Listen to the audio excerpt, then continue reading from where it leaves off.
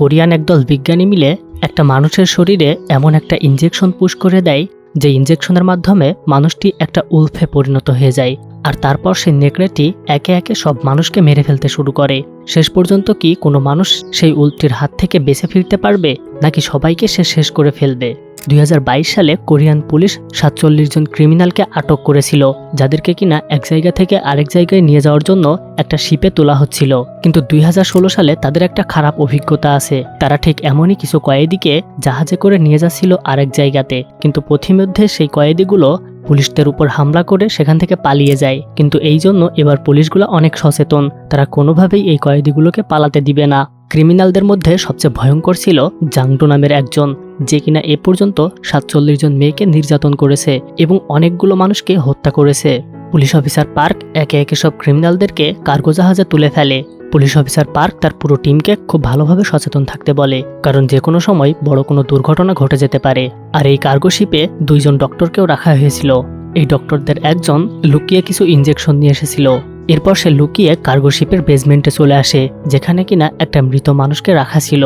আর এটা মৃত মানুষ ছিল নাকি জীবিত মানুষ ছিল সেটা ঠিক বোঝা যাচ্ছিল না, কারণ তার চেহারা অনেক বাজেভাবে বিকৃত হয়ে গিয়েছিল। তবে অদ্ভুত ব্যাপার হচ্ছে, এই মানুষটার ব্যাপারে জাহাজের কোনো পুলিশ বা কয়েদি কেউ কিছুই জানতো না, শুধুমাত্র ডাক্তাররাই এই খবরটি জানতো। আর একটু পরেই জানা যায় এই বিকৃত চেহারার মানুষটির নাম হচ্ছে আলফা। এরপর ডক্টর জন লুকিয়ে সেই মানুষটির শরীরে একটা ইনজেকশন পুশ করে দেয় এবং তাৎক্ষণিক সেখান থেকে চলে যায়। অন্যদিকে আমরা জাংডুকে দেখতে পাই, সে তার মুখের মধ্য থেকে একটা পিন বের করে তার হাতকড়া খুলে ফেলতে সক্ষম হয়। এরপর মধ্যরাতে জাংডোর লোকজন তাদের মিশন শুরু করে দেয়। তাদের উদ্দেশ্য ছিল এখান থেকে যে কোনোভাবেই হোক পালিয়ে যাওয়া। তারা যখন এগিয়ে যাচ্ছিল তখন তাদের সামনে কিছু পুলিশ অফিসার এসে দাঁড়ায়, কিন্তু তারা সেই সব পুলিশ অফিসারদেরকে নৃশংসভাবে মারতে থাকে। এরপর তারা জাহাজের সব কমিউনিকেশন সিস্টেম নষ্ট করে ফেলে, যেন তাদের ব্যাপারে বাইরে থেকে কেউ কিছুই না জানতে পারে। এরপর জাংডু সেখান থেকে বের হয়ে আসে এবং তারা সবাই মিলে শিপ থেকে পালানোর চেষ্টা করে। এদিকে অফিসার পার্ক সেই কয়েদিদেরকে ধরতে আসলে তাদের সাথে জাংডুর লোকদের একটা বন্দুকযুদ্ধ শুরু হয়ে যায়। জাংডু ও তার লোকেরা পার্কদের উদ্দেশ্য করে ব্যাপক গোলাবর্ষণ করতে শুরু করে। দুপক্ষের মধ্যে গোলাগুলির এক পর্যায়ে হঠাৎ করে সেখানে আগমন ঘটে হিংস্র সেই আলফাকে দেখে এক মুহূর্তের জন্য রীতিমতো সবাই স্তব্ধ হয়ে যায়। আলফার চোখ ছিল সেলাই করা, কিন্তু তারপরেও তার মধ্যে এমন একটা ক্ষমতা ছিল, সে মানুষের শরীরের তাপমাত্রা দেখে বুঝে ফেলতো যে এখানে মানুষ আছে। আলফা ছিল শেয়ালের মতো চালাক ও ধূর্ত, আর কয়েকজন মানুষের চেয়ে তার শরীরে বেশি শক্তি ছিল। সে নিমিষের মধ্যেই সেখানে থাকা সবাইকে একে একে ঘায়েল করতে শুরু করে। তার সামনে যেই আসছিল তাকে সে নির্মমভাবে মেরে ফেলছিল। আর আলফার ভয়ঙ্কর রূপ দেখে জাংডু সেখান থেকে পালিয়ে যাওয়ার চেষ্টা করে, কিন্তু জাংডু পালিয়ে যাওয়ার আগেই আলফা তাকে ধরে ফেলে এবং তাকে সেখানেই শেষ করে ফেলে।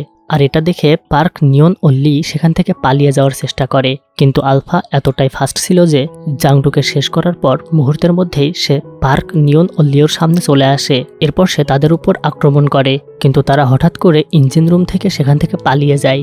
এদিকে কোরিয়ার নৌবন্দর থেকে যখন সেই জাহাজটির সাথে আর কোনোভাবে যোগাযোগ করা যাচ্ছিল না, তখন তারা উদ্বিগ্ন হয়ে পড়ে এবং তারা স্যাটেলাইটের ভিডিও দেখে বুঝতে পারে জাহাজে কোনো ধরনের সমস্যা হয়েছে। তাই তারা সেখানে থাকা ডং লি নামক একটা ব্যক্তিকে জাহাজে পাঠানোর সিদ্ধান্ত নেয়। আর এই ডং লির ভিতরে একটা অদ্ভুত শক্তি ছিল, যেটা কিনা আলফার ভিতরেও ছিল, অর্থাৎ সে নিজেও সেই ইনজেকশনগুলো পুশ করত।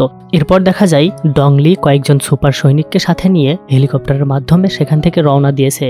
আর তার সাথে যে সুপার সৈনিকগুলা ছিল তারা কোনো সাধারণ মানুষ ছিল না, তারা নিজেরাও এক ধরনের ইনজেকশন তাদের শরীরে পুশ করেছিল এবং তাদের শক্তিও অনেক বেড়ে গিয়েছিল।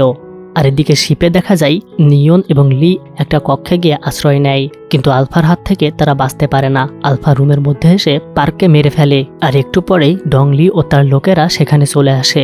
এরপর নিয়ন নামক সেই মেয়েটা ডং লির কাছে সাহায্য চায়, কিন্তু তাকে সাহায্য করার পরিবর্তে ডং লি তাকে গুলি করে মেরে ফেলে, কারণ ডং লি শুধুমাত্র এখানে আলফার জন্য এসেছিল। এরপর গুলির শব্দ পেয়ে অফিসার ডোনা সেখানে চলে আসে, কিন্তু ডং লি তাকেও গুলি করে মেরে ফেলে। লিওন সেখানে উপস্থিত ছিল, জাহাজে সবাইকে গুলি করে মারতে দেখে সে ডং লি এবং তার লোকেদের উপর আক্রমণ করে। আর আমরা জানতে পারি লিওনও আসলে আলফার মতো শক্তিধর একজন মানুষ। এরপর ডং লি এবং আলফা দুজন একে অপরের মুখোমুখি হয় এবং তাদের মধ্যে হাতাহাতি শুরু হয়, কিন্তু আলফার ছাড়া ডং লির শক্তি অনেক বেশি ছিল, তাই সে কোনোভাবেই তার সাথে পেরে উঠছিল না। আর একটু পরে সে ওই উল্ফটাকে মেরে ফেলে। হ্যালো বন্ধুরা, এভাবেই গল্পটি শেষ হয়ে যায়।